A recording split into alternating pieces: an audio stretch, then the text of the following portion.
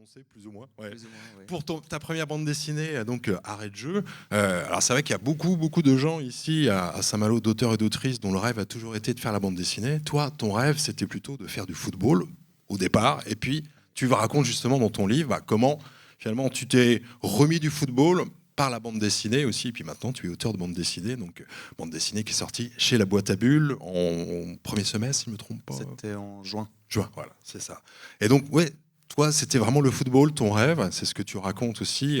Tu étais dans tes parents, ton grand frère, vous jouiez au foot. Ça a toujours été finalement ce qui t'animait. Et puis, tu t'es rendu compte avec aussi ton activité, parce que tu as été semi-professionnel, hein, c'est ce que tu racontes aussi. Alors, comment le foot et la bande dessinée ont toujours été des passions de jeunesse ou finalement c'était comme plus le football? Bonjour à toutes et à tous.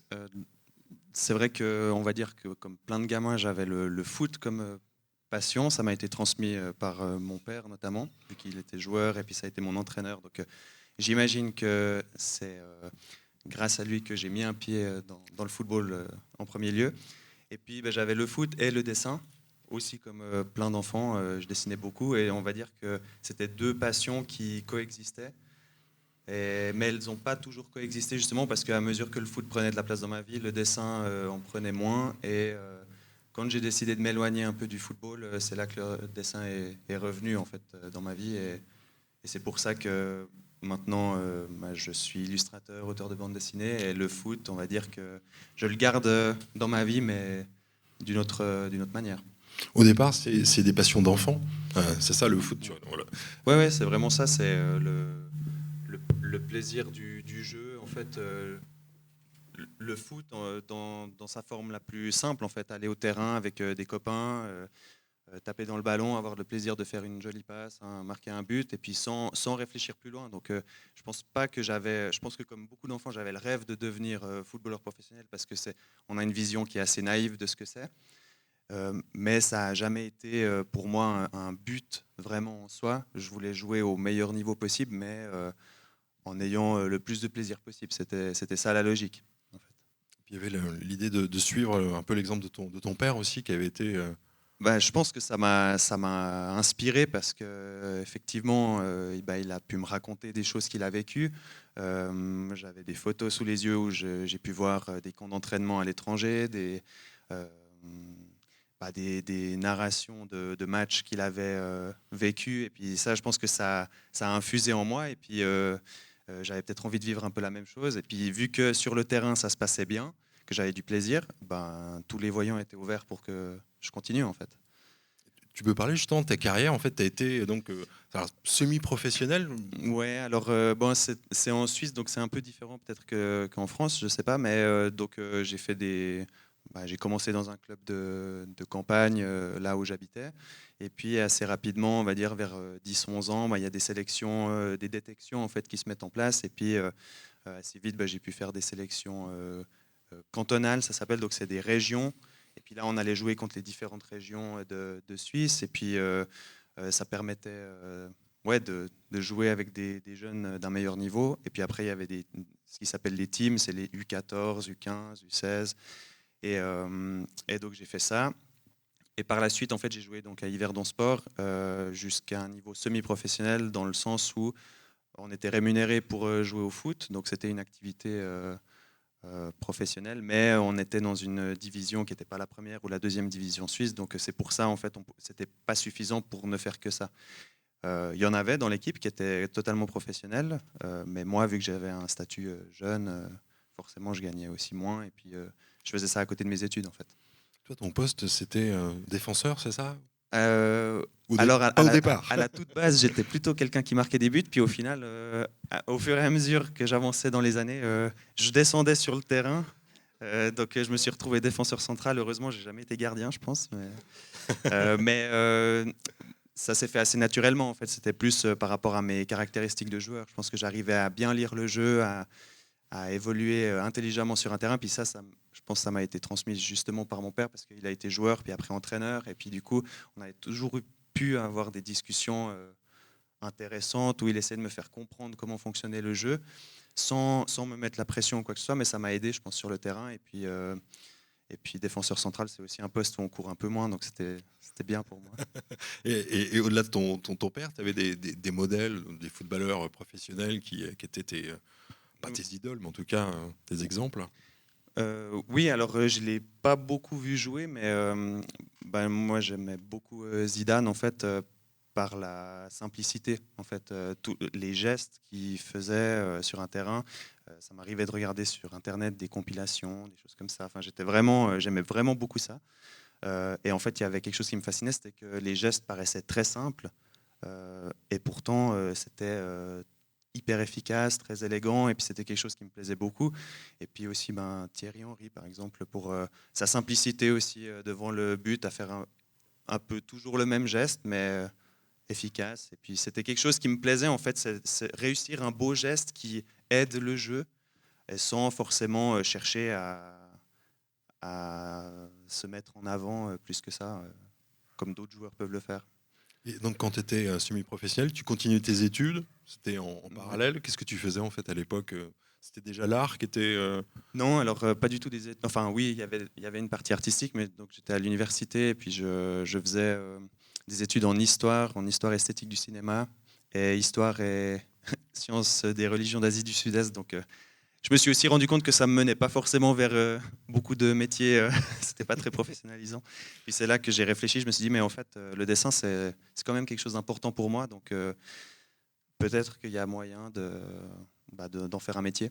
Et c'était aussi un moment donné où je me questionnais de me dire, mais finalement, le foot, est-ce que c'est quelque chose que j'ai envie de poursuivre? Et je me suis donc réorienté dans des études artistiques, et c'est à ce moment-là aussi que j'ai arrêté le foot, en fait. Et puis un peu comme c'est raconté dans le livre.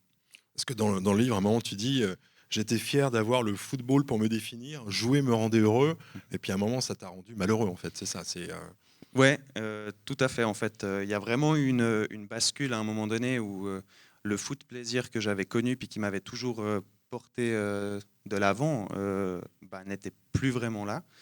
Et dès le moment où j'avais une boule au ventre pour aller m'entraîner, pour aller jouer, que je me rendais compte que j'étais plus entouré d'amis, mais d'adversaires en fait au sein même du vestiaire, c'est là où ça m'a un peu questionné. C'était pas facile parce que justement, en fait, le foot, c'était quelque chose que j'utilisais pour me définir aussi. Ça faisait partie de moi, c'était mon identité. On me connaissait aussi, mes amis me connaissaient aussi comme étant quelqu'un qui faisait beaucoup de foot, qui aimait beaucoup le foot. Et se détacher de cette partie de moi, c'était pas toujours très simple parce que j'avais l'impression d'abandonner une partie de moi. Il y a un moment, tu utilises la métaphore du masque, en fait. On te voit masqué parce que finalement, tu dois te fondre dans le moule. Et c'est pas, ça ne te représente pas, mais en même temps, tu le fais.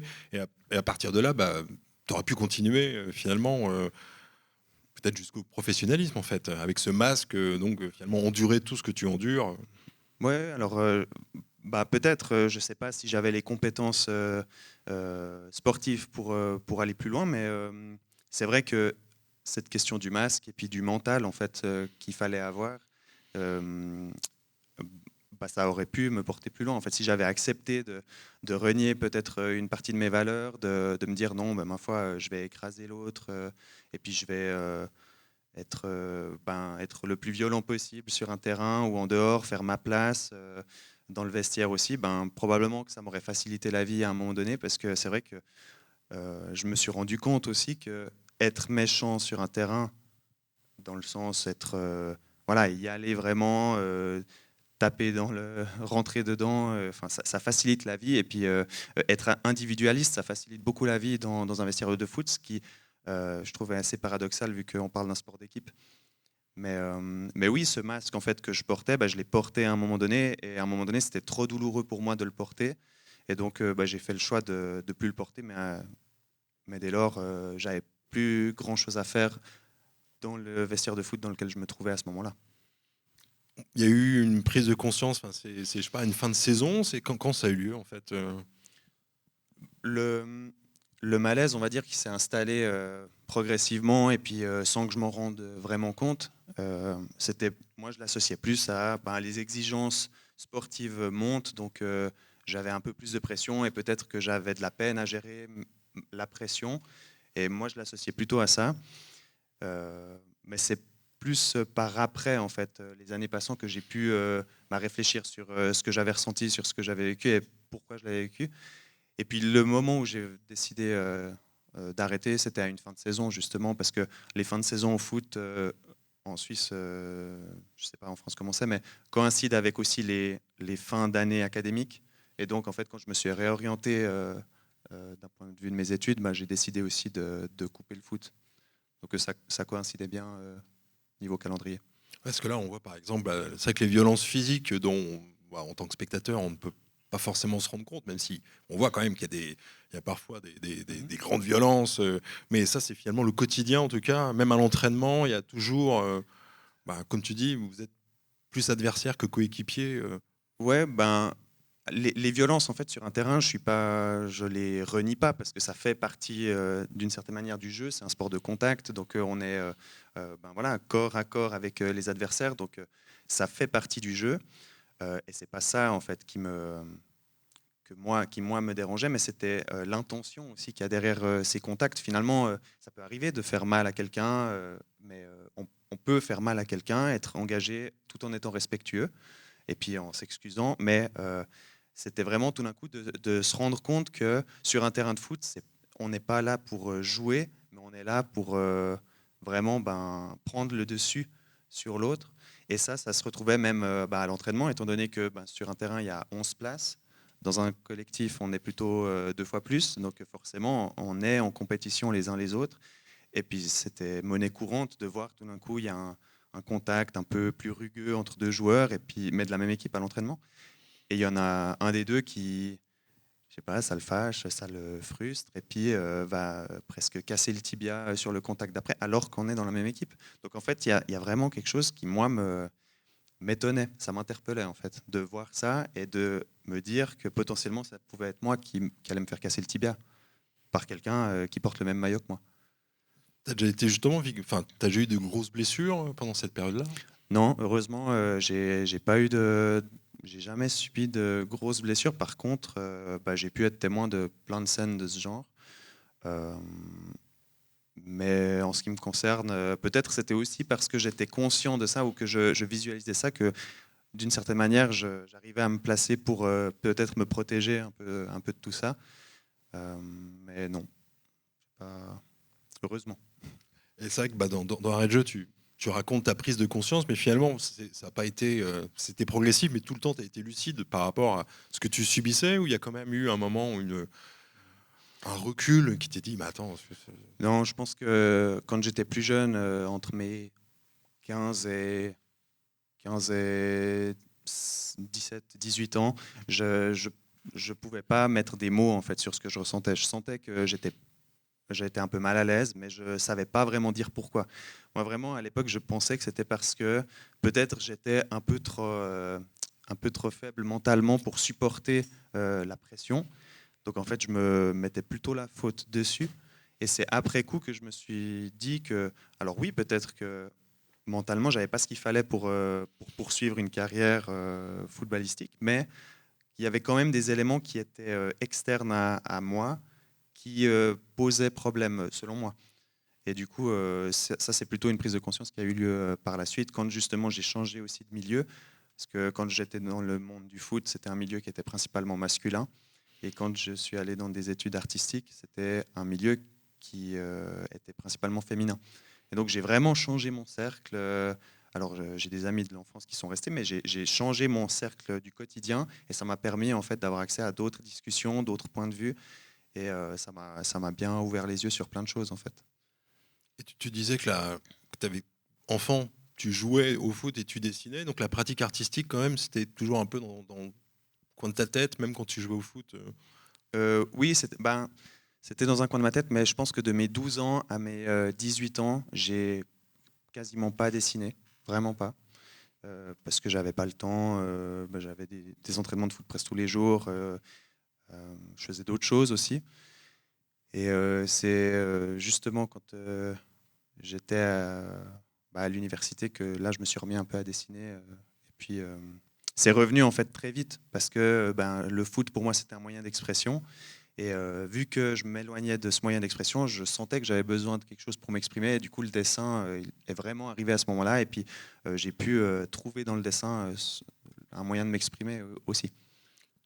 Avant Arrêt de jeu, tu avais fait des bandes dessinées même pour toi, en fait ou Un peu, dans mon cursus artistique, j'ai été amené à en faire, mais c'est vraiment la première bande dessinée donc éditée, et puis qui est un projet qui a bien mûri, qui est complet, je trouve. Sinon, c'était oui des choses un peu pour moi, mais finalement pas plus que ça. Je suis pas quelqu'un qui faisait des pages et des pages et des pages de bande dessinée en espérant devenir auteur de bande dessinée. C'était plutôt le dessin vraiment et raconter des choses, mais là ça a pris la forme d'une bande dessinée, mais ça aurait peut-être pu prendre une autre forme en fait. Mais je suis très content que ce soit une bande dessinée du coup. et avant de faire de la bande dessinée, tu étais lecteur de bande dessinée? Oui, ça c'est quelque chose, on a toujours eu des bandes dessinées à la maison. J'étais abonné au journal Spirou, donc on recevait aussi le magazine et puis des bandes dessinées. Donc moi c'était un peu ma porte d'entrée dans le monde de la BD, et puis enfin les classiques, et puis après je me suis un peu ouvert justement à d'autres choses. J'ai découvert aussi le manga, les comics pas vraiment, mais voilà, la bande dessinée européenne et asiatique, ça a été quelque chose qui était bien présent dans ma vie. Et puis, c'est marrant parce que maintenant que j'en fais de la bande dessinée et que mon métier, c'est d'être illustrateur aussi à côté, j'en lis toujours, mais un peu moins. Parce que, je sais pas, ou peut-être je suis plus sélectif sur ce que je lis, mais du coup, j'en lis un peu moins. Et à part, au-delà d'Arrêt de jeu, tu fais des illustrations pour la presse ou pour Ouais, c'est d'ailleurs c'est ma principale activité, c'est que je fais des illustrations ou de l'animation aussi un peu ça peut être pour de la presse, pour des entreprises, pour des événements culturels, pour des musées. Enfin, c'est vraiment divers et varié. Et puis là, c'est aussi chouette parce que c'est un moyen d'expression qui change à chaque fois. Et moi, je vois vraiment la bande dessinée comme quelque chose, un travail de fond, en fait, une sorte de marathon parce que c'est long à faire, c'est long pour que une histoire se tienne, que ce soit intéressant, que ouais, le projet prenne vie. Et donc, je suis assez content aussi de pouvoir faire de la bande dessinée, mais en parallèle en fait, de mon activité. Parce que ça me permet justement de laisser les projets mûrir et puis d'y aller quand je sens qu'il y a quelque chose qui me tient vraiment à cœur. Et c'était le cas pour cette bande dessinée. J'imagine que si je refais des bandes dessinées, ce sera aussi la démarche. dans Arrêt de jeu, tu racontes aussi que ce sont des lectures dans tes études d'art qui t'ont aussi éclairé finalement. Il y a ton ami qui te passe des livres sur Ouais. masculinité toxique et là finalement tu te rends compte tu mets des noms en fait sur des mots sur ce que tu as subi aussi.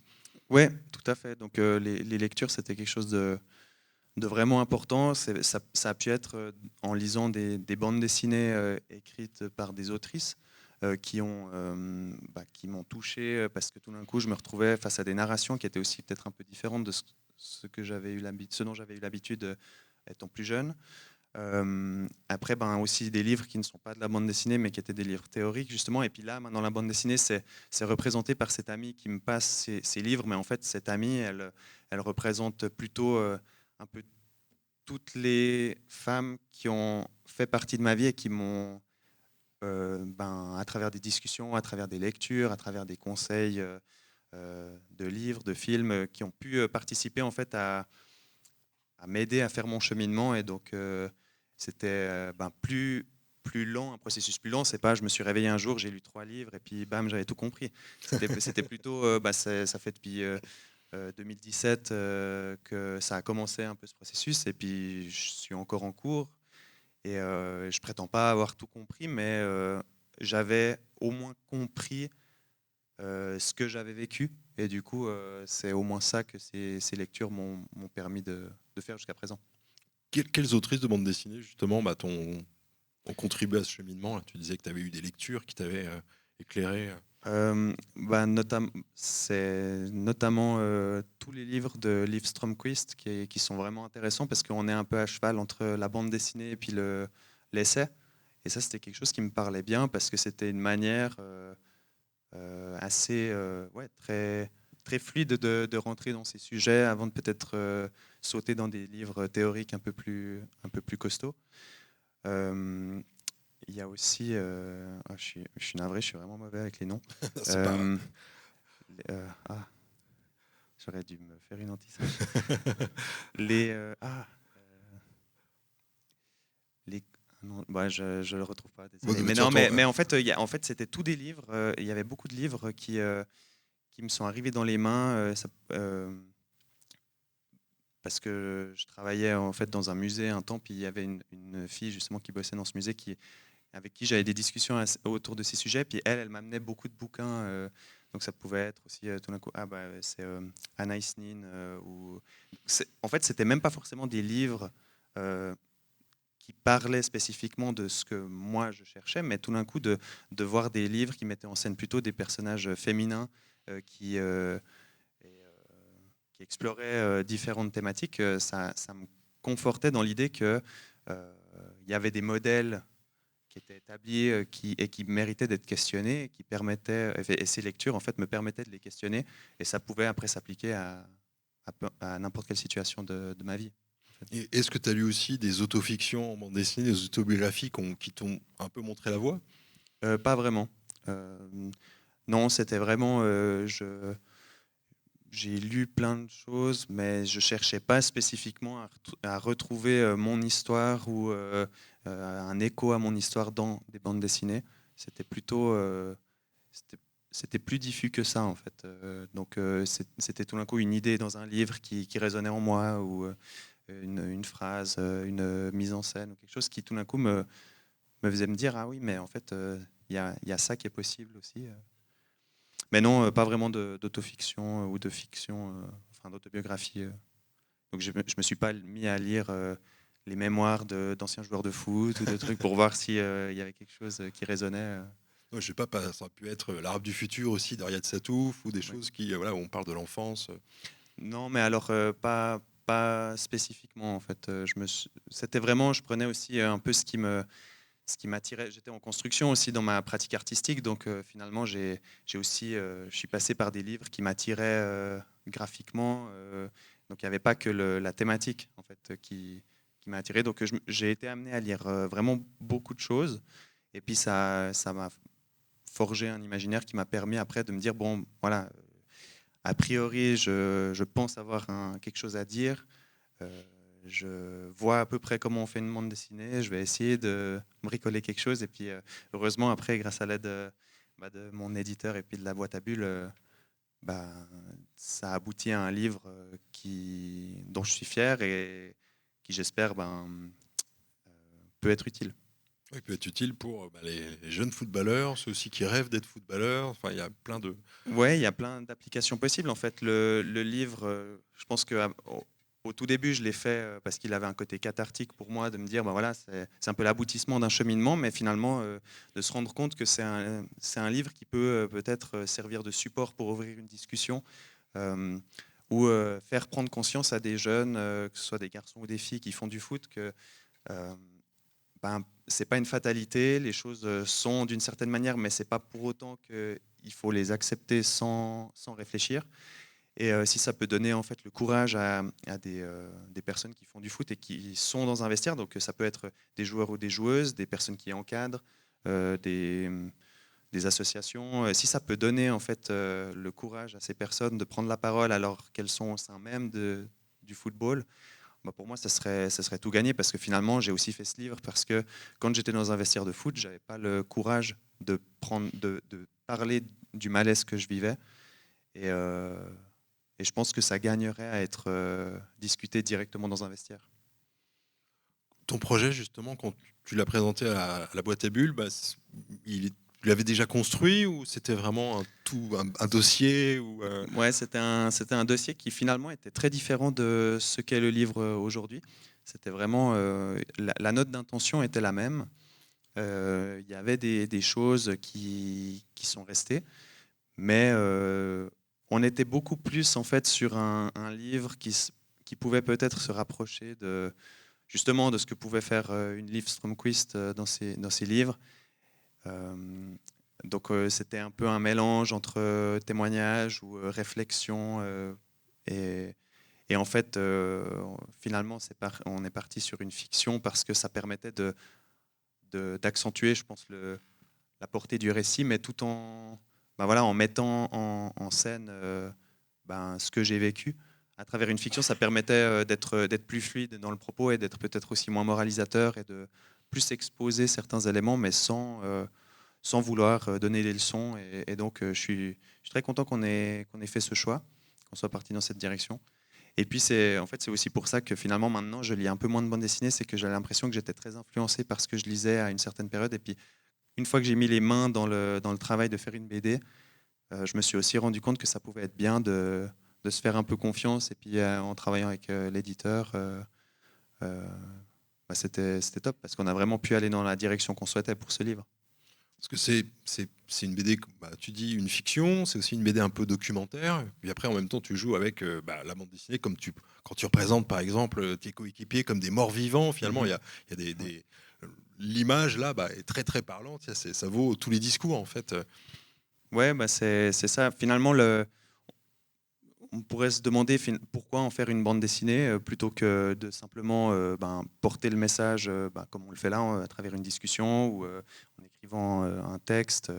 Mais finalement, la bande dessinée, ça a ça de particulier que on peut embarquer les gens dans une histoire et on peut raconter beaucoup de choses avec un dessin, être très instantané et finalement aussi laisser une part d'interprétation. C'est le lecteur ou la lectrice devient acteur ou actrice aussi de ce qui se passe dans le bouquin. Donc ça permet d'avoir un dialogue, mais aussi une interaction avec la personne qui a le livre entre les mains. Et je pense que c'était une bonne raison de faire une bande dessinée. Et c'est aussi parce que moi, c'était mon moyen d'expression à ce moment-là. Mais oui, typiquement, avec cette image, j'ai l'impression que ça peut raconter plein de choses et ça peut faire écho à plein d'interprétations. Il y a une part de réalité, une part de fiction. Finalement, tu as voulu surtout raconter ton histoire et pas forcément être ultra authentique tout le temps, précis. Alors, tout ce qui est dans le livre, en fait, est vrai, mais tout ce qui est dans le livre a été remanié pour rentrer dans une narration en 120 pages, parce que finalement, c'est une autofiction dans le sens que j'ai pas inventé ou exagéré, j'ai pas voulu accentuer certaines choses, j'ai même plutôt fait l'inverse, on va dire. Mais ça aurait pas été digeste, en fait, tout simplement de rendre compte de 20 ans de football dans un livre comme ça. C'était plutôt ça nécessitait en fait d'être remonté, d'être reconstruit pour en faire un livre. Et puis c'est pour ça que ça reste une fiction, parce que finalement je pourrais pas dire ah oui, j'ai vécu exactement ce moment telle date, mais par contre oui, en fait j'ai vécu ces moments, mais c'est plus diffus en fait que ça. Et depuis, quel est ton rapport au football? Alors, tu as pu retrouver du plaisir, je sais pas, à en jouer, à en regarder Oui, ça m'a vraiment permis d'une certaine manière de faire la paix avec le football, avec une partie du football du moins. Je peux avoir du plaisir à en regarder, ça m'arrive d'aller voir les matchs au stade avec mon papa ou mon frère ou des copains. Ma maman, elle est un peu moins motivée, mais elle vient parfois. Et j'ai du plaisir parce que en fait, je sais ce que je viens y chercher. Je vais venir pour y retrouver peut-être des odeurs, des ambiances, des choses qui m'ont plu quand même. De voir un beau geste, la joie qui peut se lire sur des visages quand il y a une belle action, un goal, ou ce genre de choses. Donc c'est ça que je viens y chercher. Et puis j'essaye de me protéger des autres choses qui me déplaisent dedans. Après, le jeu, c'est vrai que de jouer en club, c'est plus forcément quelque chose qui m'intéresse beaucoup. En fait, il faut vraiment qu'il y ait la notion de plaisir. Donc, maintenant, si je veux faire du foot, je prends un ballon et puis je peux aller jouer avec des copains et puis de temps en temps aller m'entraîner aussi avec des copains en club. Mais si j'ai pas de plaisir, en fait, je me force plus, j'y vais plus. Tu te représentes un moment dans le train et tu entends une conversation entre, on va dire, deux fans de foot qui critiquent le fait qu'il y ait eu la journée contre l'homophobie et tu te sens aussi un peu en minorité par rapport finalement une grande partie du public foot qui parfois est quand même assez bourrin, qui déplore toutes ces actions contre l'homophobie, contre le racisme. Tu penses qu'il y a quand même énormément de travail encore à faire Oui, alors à mon avis, on est très loin du but. Enfin, il y a beaucoup de travail à faire parce que il y a une vraie différence en fait en ayant évolué aussi dans un monde plutôt artistique, en ayant fait des études artistiques. Tout d'un coup, j'avais autour de moi des gens qui étaient peut-être un peu plus sensibilisés à ces questions. Et donc, tout d'un coup, j'avais un écosystème autour de moi où je me disais, ah, mais les choses bougent, ça avance, c'est bien. Et finalement, il suffit de retourner dans un vestiaire de foot pour en fait avoir l'impression de faire un bond dans le temps de, je sais pas, 30, 40 ans. J'étais pas né, mais non, mais j'en sais rien. Mais non, mais vraiment, il y a une grosse différence. Et puis en Suisse aussi, je sais pas comment c'est en France, mais moi, je viens d'un endroit qui est assez, c'est une petite ville. Il y a moins de 10 000 habitants. Il y a des villages tout autour. Donc c'est aussi, c'est pas pour stigmatiser, mais c'est de dire que finalement, euh, il y a des choses qui sont ancrées et qui mettront du temps en fait à être modifiées. Euh, mais ça va quand même dans le bon sens et du coup c'est bien, mais on est loin du compte. Et puis après, c'est de réussir à trouver l'équilibre entre voilà, je veux faire du foot parce que j'aime ça, je sais qu'il y a des choses qui me déplaisent dedans, est-ce que j'arrive à gérer ces deux choses pour qu'elles coexistent, enfin quand elles coexistent autour de moi ou non. Et après avoir fait ce choix, soit on continue le foot, soit on arrête, puis on fait autre chose. Mais je pense que ça peut être bien que des personnes qui questionnent ces comportements et puis qui soient vraiment au sein des clubs, au sein des équipes. C'est comme ça que ça avancera. Parce que si on reste en vase clos et qu'on n'essaie pas de communiquer les uns les autres, les choses ne bougeront pas. Alors, est-ce que tu as eu des retours d'anciens coéquipiers qui ont pu ou se reconnaître ou reconnaître des comportements Ouais, alors ça, c'était quelque chose qui m'a fait plaisir et qui m'a étonné aussi parce que finalement, dans un vestiaire, moi j'avais l'impression d'être le seul à penser comme ça. Et en fait, pas du tout. C'est qu'il y a eu plusieurs personnes avec qui j'ai joué dans différentes équipes qui, des années après, en fait, m'ont interpellé. Là, quand le livre est sorti, justement, depuis la sortie du livre, m'ont interpellé en m'envoyant un message ou en les croisant ou m'ont dit ah j'ai entendu parler de ton livre ou j'ai lu ton livre et puis en fait ça a fait écho à des choses que je vivais ou que je pensais et donc ça me fait penser que il y a des comportements ou des systèmes qui sont ancrés dans ce milieu-là, mais qui sont en fait, il y a plein de personnes qui ne sont pas en accord avec ces façons de faire. Et, euh, et donc, c'était assez intéressant de se rendre compte que dans la globalité, les gens étaient plutôt positifs face au message que j'essayais de porter. Il y a eu des personnes qui n'ont pas compris ce que je voulais dire ou qui étaient en désaccord. Puis ça, c'est pas grave, hein, mais de manière générale, c'était plutôt des retours positifs. Et ça m'a étonné parce que c'était aussi une crainte que j'avais. Le livre, il n'est pas là pour dire le foot, c'est nul, mais il est là pour dire que le foot, c'est génial, mais il y a des choses nulles dedans. Et j'avais un peu peur que des personnes se sentent attaquées parce que quand c'est une passion ça peut être une passion ça peut représenter toute la vie d'un individu de jouer au foot. Donc de critiquer ça, je me demandais en fait comment les gens allaient réagir et finalement c'était positif. Ouais, finalement, tu avais l'impression aussi un peu de t'attaquer à un tabou. Bah oui, parce que c'était des thématiques moi dont j'ai jamais entendu parler dans un vestiaire et pourtant j'ai quand même fait du foot pendant presque 20 ans donc y- enfin ouais, je me demandais comment ça allait être reçu, est-ce que j'allais plus avoir le droit d'aller au terrain ou comme ça parce que j'étais un paria, non, je sais pas mais c'était des questions que je me posais et finalement, ça fait écho aussi à quelque chose d'autre, c'est que si on prend les individus qui font du foot individuellement et qu'on leur pose les questions, qu'on leur dit, mais est-ce que, est-ce que ça, tu trouves que c'est un propos raciste, homophobe, misogyne de manière globale, les gens, en fait, sont d'accord et puis ils disent, oui, il faut du respect, c'est inacceptable telle ou telle chose.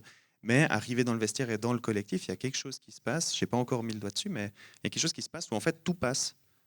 Plus rien n'est questionné et c'était pour ça que j'avais un peu peur de venir et de questionner ça avec mon livre.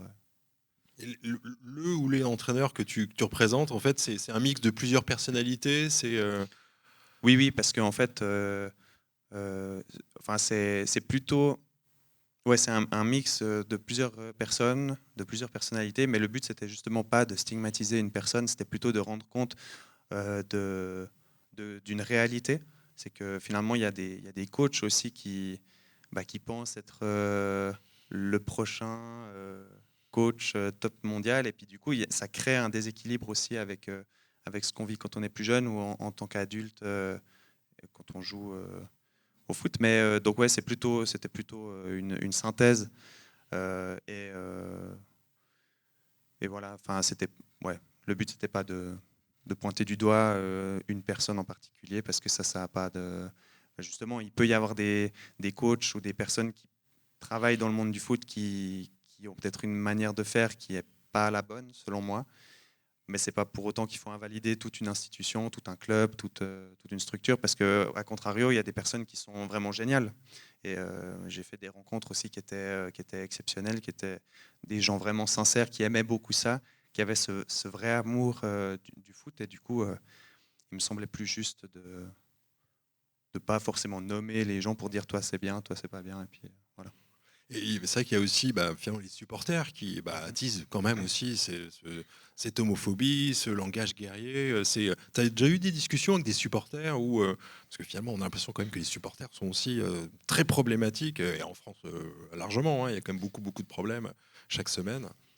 J'ai pas plus que ça eu l'occasion en fait de discuter de tout ça parce que c'est vrai que vu que sur ces dernières années je me suis quand même pas mal éloigné du monde du foot, j'ai pas eu une démarche aussi documentaire à aller à la rencontre des gens, mais euh, des souvenirs de ma pratique. En fait, finalement, quand on est sur un terrain de foot, ce qui se passe dans les tribunes, on y fait très peu attention. Donc moi, j'ai pas eu l'impression d'être plus que ça touché par ce qui se passait dans les tribunes. Aussi, peut-être parce que finalement, j'étais préservé de certaines attaques en étant jouant en Suisse, en étant suisse, en ayant la peau blanche. Je pense que ça me protégeait d'un certain nombre de choses. Après, c'est vrai que j'ai aussi été témoin de scènes où tout d'un coup, il y a des supporters qui sont complètement fous. Moi, j'ai des coéquipiers qui se sont fait casser des dents à la mi-temps d'un match. Et donc même dans un... Et puis ça, c'était quand je jouais dans des niveaux plus amateurs en Suisse, donc dans des campagnes, il y a des choses qui sont assez aberrantes. Donc en fait, j'en ai pas parlé plus que ça dans le bouquin, mais aussi parce que il fallait faire un tri à un moment donné. Et puis je pouvais pas parler de tout. Et ouais, c'était pas le but de faire un best-of des comportements à éviter dans le monde du foot. Donc, Le worst of. ouais, c'est ça. Non, mais du coup, la question des supporters ou bien aussi des parents peut-être, ça n'a pas vraiment été abordé dans le livre, mais je sais que c'est des thématiques qui sont importantes et qui sont vraiment qui mériteraient aussi d'être abordées. Tu as un postfacier, hein, si on peut dire ça, à Sheriff Guémour, qui est donc de SoFoot, enfin fondateur. C'est important pour toi aussi d'avoir le regard d'un journaliste qui parle aussi beaucoup de sociologie, en fait, du foot finalement. Ouais, alors c'est pas moi qui ai actionné le fait de chercher quelqu'un pour porter aussi le livre sur d'autres supports et puis de parler du livre. Par contre, quand la proposition elle a été faite, j'ai vraiment trouvé que ça faisait sens. Et c'était ça le point le plus important. Il fallait que ça fasse sens. Ça m'aurait pas trop plu que ce soit quelqu'un en vogue, qui soit juste là pour faire parler du bouquin, mais qu'en fait ça sonne un peu creux. Là, justement, Sheriff, c'était intéressant parce qu'avec son magazine SoFoot, il parle justement de thématiques qui sont finalement peu explorées dans le monde du football. Donc là, c'était vraiment à propos. Et puis, du coup, on a eu des échanges. Et puis, ça s'est fait assez naturellement aussi. Pour tout le livre, en fait, ça s'est fait assez naturellement. La rencontre avec l'éditeur, la rencontre avec Sheriff. Et je pense que c'est parce que toutes les personnes qui ont travaillé sur le livre, en fait, on avait une vision qui était assez commune, finalement, de parler de ces thématiques, les porter à travers l'objet BD, mais les porter le plus loin possible. Et donc, c'était très bien comme ça. Alors, c'est qu'on n'en a pas parlé, mais donc tu te représentes, hein, forcément, c'est toi ton personnage, c'est aussi l'aspect fictionnel. Ça a été facile de trouver le graphisme que tu allais porter sur l'ensemble du livre et aussi te représenter. Euh, ouais, ça s'est fait assez naturellement aussi parce que donc moi je suis illustrateur à côté et j'essaie d'avoir une palette d'approches graphiques qui soit assez variée pour pouvoir en fait m'adapter à mes différents clients. Et là, l'idée c'était aussi d'avoir un style qui soit assez instantané, assez direct. Pas, je cherchais pas forcément la virtuosité du trait et, euh, et donc ça s'est fait assez simplement. C'était aussi pour contrebalancer la lourdeur en fait du sujet parce que les thématiques peuvent être un peu. Il y a des choses pas très joyeuses qui sont dites dans le livre. Évidemment, c'est pas que ça. Il y a aussi des choses joyeuses, mais disons que je voulais éviter d'être dans quelque chose de trop sombre, trop pesant, et du coup d'avoir un trait plus rond avec des dessins où finalement j'ai dessiné directement ben, au stylo sans crayonner. Donc ça permettait d'avoir tout d'un coup des dessins qui sont un peu chancelants, peut-être parfois un peu, un peu bancal, un dessin un peu bancal de temps en temps. Mais je trouvais que c'était chouette parce que ça amenait du mouvement. Justement, on parle de foot, donc c'est vivant. Et, euh, et oui, c'était facile de trouver ce style. Et puis après, pour me représenter plus spécifiquement, euh, il y a eu un peu des recherches, mais ça s'est aussi fait vite. Je suis pas sûr que ça me ressemble, mais c'était comme ça que je me visualisais dans ce bouquin. Alors, c'est vrai que pendant très longtemps, il n'y avait pas de foot dans la bande dessinée. Puis finalement, il y a une autrice comme Chloé Wary à représenter Ouais. son expérience de footballeuse. C'est quelque chose que tu as pu lire pendant la conception d'Arrêt de jeu. Ouais, alors tout à fait. Typiquement, le livre de Chloé Wary, c'est avec La saison des la roses. saison des roses. Ouais. C'est un livre qui m'est arrivé dans les mains et tout d'un coup, je me disais, ah ouais, mais alors elle raconte quelque chose de tout à fait différent, hein. Ça n'a rien à voir. C'est vraiment le foot vécu par des femmes dans un club de banlieue. Donc c'est aussi très loin de ma réalité et de ce que moi j'ai connu. Mais certaines thématiques étaient là aussi. Enfin, ça peut se répondre. Et, euh, et c'était cool de pouvoir lire cette BD qui parle de foot aussi différemment que juste, je sais pas, les foot maniaques ou des choses que j'ai pu lire aussi en étant plus jeune. Mais ouais, c'était bien. Et justement de voir que c'est un livre qui est assez thématique et qui est fait par une autrice. euh, Ça a été aussi un levier qui m'a fait me dire, mais ouais, je vais aller voir ce que les autrices font. Il y a sûrement plein de choses très intéressantes à glaner. Et on va dire de manière plus légère, représenter des scènes de foot, des actions de foot, c'était aussi important pour toi que ce soit réaliste, même si tu dis ton trait n'est pas forcément réaliste, hein, on va dire semi-réaliste Ouais. peut-être, mais finalement montrer comment ça se passe en bande dessinée, qu'il y ait du mouvement, ça c'était Ouais, c'était des quelque chose. pages que j'ai beaucoup apprécié faire parce que justement, c'était rendre compte tout d'un coup, justement, de toute cette gestuelle, de ce mouvement, de ce qui se passe sur un terrain qu'on voit peut-être pas toujours. Et puis, moi, c'était ça, en fait, le foot. C'était euh, bouger avec un ballon et réussir à faire des gestes, à être fluide, à se déplacer. Enfin, pour moi, ça parle de ça, le foot. Donc, de pouvoir le représenter en dessin, c'était quelque chose qui était important pour moi et qui euh, faisait sens dans ce que je voulais transmettre, en fait. Vu que moi, mon amour du foot, c'était ça, et c'était important pour moi de le montrer, en fait. Est-ce que tu as pu avoir des réactions de footballeurs français professionnels que tu connaissais ou est-ce que pour l'instant c'est le... Non, pas vraiment, non. Mais après, peut-être que le livre, en faisant son chemin, Bien il sûr, pourra être amené à tomber dans les mains de footballeurs ou de footballeuses professionnelles, je sais pas. bien sûr. Mais pour le moment, non. Après, le livre est sorti, ouais, ça fait déjà un petit moment, mais c'est assez récent encore. Donc, Et, ah, et la thématique, pardon, la thématique, en fait, malheureusement, je pense qu'elle sera encore d'actualité pendant plusieurs années. Donc, le livre fera probablement son bonhomme de chemin. c'est sûr, oui. Alors, c'est ton premier festival de bande Oui, dessinée. oui, Donc là, justement, tu as des rencontres avec le public. Le football aussi, c'est ce moyen d'échanger autour voilà, d'avoir une conversation, un dialogue, je pense aussi. Oui, alors c'est intéressant parce que du coup, effectivement, c'est mon premier festival. Puis hier, découverte de ce monde-là. Et il y a eu un certain nombre de personnes qui se sont arrêtées, soit parce qu'il ou elle avait entendu parler du livre en amont, ou alors parce que ça les intriguait un tout petit peu. J'ai eu beaucoup de discussions très intéressantes. Et c'est chouette parce que, en fait, passer la première frontière de se dire ah, c'est un livre sur le foot, ben, les personnes en fait, qui passent outre ça, parce que finalement, c'est un livre qui prend comme contexte le foot, mais qui n'est pas forcément un livre sur le foot. C'était très riche, les discussions justement qu'il pouvait y avoir. Et c'était intéressant pour moi de voir la diversité des gens qui se sont arrêtés, ont discuté avec moi, ont été intéressés par le livre. Ça pouvait aller de parents qui se questionnent pour leur enfant, de jeunes qui ont fait du foot pendant des années et puis qui ressentent aussi un malaise, de personnes un peu plus âgées qui ont fait du foot dans leur jeunesse, et puis, ou de femmes qui vivent des choses similaires mais dans d'autres domaines. Et ouais, c'est chouette parce que finalement, je me rends compte que moi, je l'ai fait en ligne de mire. J'ai fait ce livre avec en ligne de mire les gens qui font peut-être du foot, les jeunes garçons qui font du foot, parce que c'était à eux que je voulais dire, il y a des choses à questionner.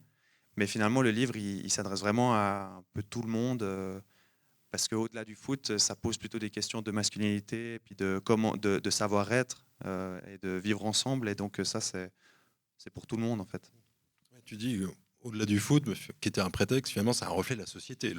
Et le foot est ton livre, quoi. Ouais, et puis le fait de donner le foot comme contexte, c'était aussi c'était une facilité parce que c'est ce que j'ai connu, mais ça m'arrangeait bien parce que finalement tout le monde voit ce que c'est le foot, tout le monde connaît quelqu'un qui aime plus ou moins le foot, et donc tout le monde a une porte d'entrée avec ce monde-là. Ça aurait peut-être été un livre un peu plus confidentiel si je l'avais fait sur un sport qui est moins populaire. Donc là, ça tombait bien. Est-ce que vous avez des questions pour Maxime? Oui, il y a un micro que Loïc va vous amener. J'avais une question. Je peux poser deux questions, deux mini-questions. Une question plus sur le plan technique. Le choix de la couleur. Qu'est-ce qui justifie? Alors le vert, évidemment, c'est penser un peu gazon, pelouse, mais est-ce qu'il y a autre chose derrière? Oui, alors quand j'avais monté mon dossier, intuitivement, j'avais choisi une couleur verte, mais qui était plus foncée. Mais c'était une intuition un peu, parce que ça me plaisait bien graphiquement, donc il y avait une intuition graphique. Et puis après, c'était une couleur qui... avec l'éditeur, on avait assez vite décidé que le livre serait une bichromie, et donc il fallait choisir une couleur pour accompagner le noir. Et le vert allait bien justement parce que ça faisait écho peut-être à la pelouse, tout simplement. C'était aussi dans le livre, il y a le motif de la forêt qu'il faut traverser pour aller au terrain de foot. Et puis du coup, la nature, il y a des arbres, des choses comme ça. Et donc le vert de ces éléments-là, ça me plaisait bien. Et après, aussi le club où moi j'ai joué le plus de temps dans ma vie, à Hiver dans Sport, en fait, les maillots étaient verts, tout bêtement. Et donc, en fait, il y avait plein de petites raisons qui pouvaient faire que le vert plutôt qu'une autre couleur. Et après, c'était aussi parce que finalement, une bande dessinée bichromie verte, c'est pas forcément la couleur la plus répandue, donc ça permettait aussi de se distinguer un petit peu. Mais donc, plein de petites raisons qui ont fait que... Et la deuxième, là, c'est plus question thématique. Il me semble, parce que pour l'avoir lu, je me souviens pas que vous évoquiez l'après, ce qu'on appelle la troisième mi-temps, qui existe peut-être plus dans le rugby que dans le foot. Mais pour avoir aussi joué au foot pendant longtemps et avoir vu ces comportements, la troisième mi-temps, j'aimais pas non plus parce que c'était souvent le moment de tous les excès. Alors, est-ce que vous l'avez laissé de côté ou alors vous avez vécu des moments où c'était peut-être les débordements au niveau consommation d'alcool, par exemple, ou dans les propos? Est-ce que vous avez vécu ça aussi?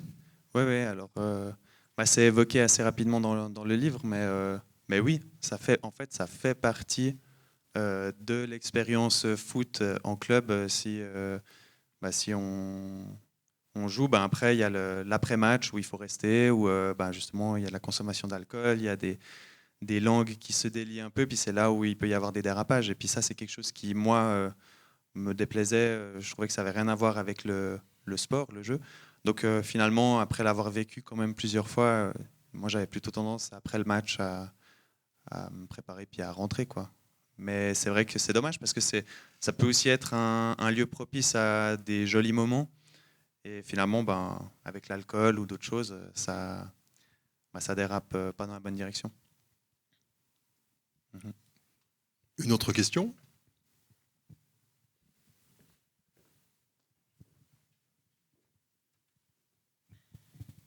Bonjour. Bonjour.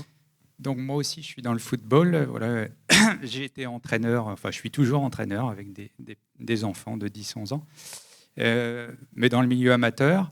Donc je me suis occupé d'adultes, de féminines, des adolescentes ou des adultes, des petits, voilà. Et donc dans le milieu amateur aussi, il y a ce genre de comportement et de difficultés.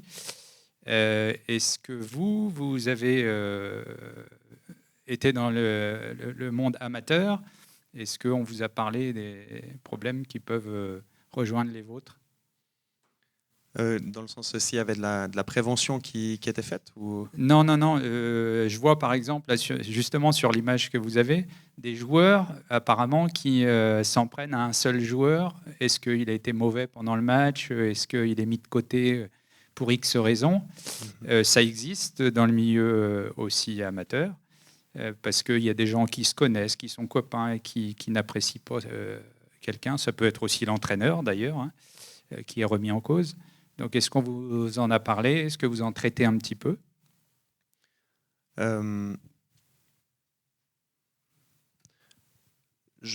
Oui, en fait, le livre parle de ces choses. Après, c'est pas spécifiquement...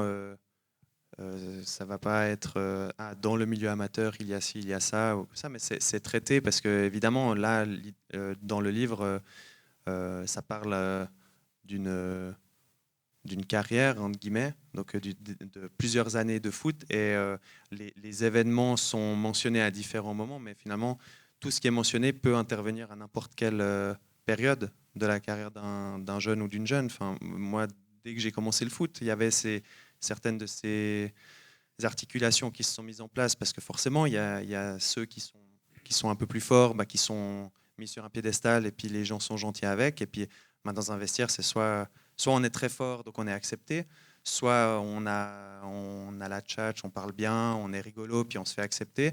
Et puis si on est un peu plus discret, puis que sur le terrain, on n'est pas forcément le meilleur, c'est beaucoup plus difficile de se faire une place. Donc oui, ça parle aussi de ça. Et moi, j'en ai été témoin dans ma vie à différents degrés, à différentes intensités, mais c'est toujours un peu présent en fait. C'est une question de se faire une place dans un collectif. Et juste une chose, quand vous parlez de la violence un petit peu des joueurs dans le match pour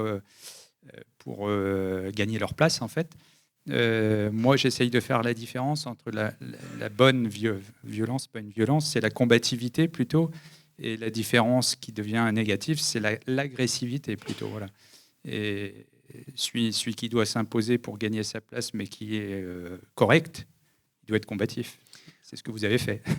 Mais c'est ce que je disais tout à l'heure, c'est que je condamne pas forcément le fait qu'il y ait des contacts qui peuvent être violents de temps à autre, et puis qu'il y ait il y a des chocs, c'est un sport de contact, donc où on est en contact les uns avec les autres.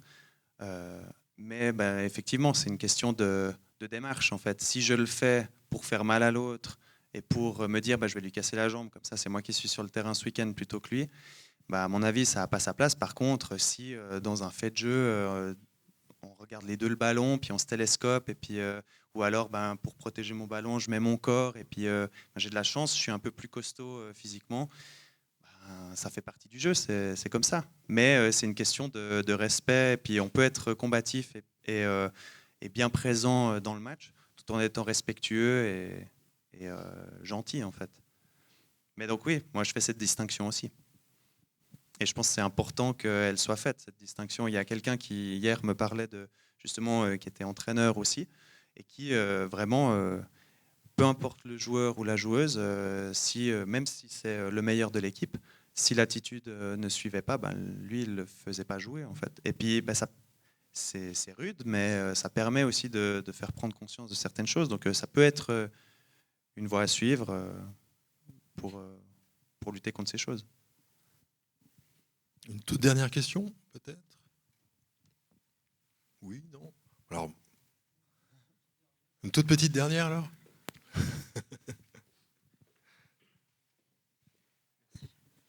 Et tout ça, est-ce que ça ne vous a pas poussé, enfin, la pratique du sport collectif, c'est un petit peu un petit peu pas le dégoût, mais un petit peu ces réticences, est-ce que ça vous a pas poussé à pratiquer un sport individuel, vous tournez vers, par exemple, je sais pas, je prends la course à pied, le cyclisme, parce que, enfin, j'ai envie de parler, on a toujours envie de ramener à soi. Moi, après le foot, il n'y avait plus qu'une envie, c'est de faire un sport individuel, parce qu'au moins, j'étais sûr de ne pas être ennuyé par tous ces comportements. Alors, je ne sais pas si, dans votre cas, vous avez eu cette aspiration.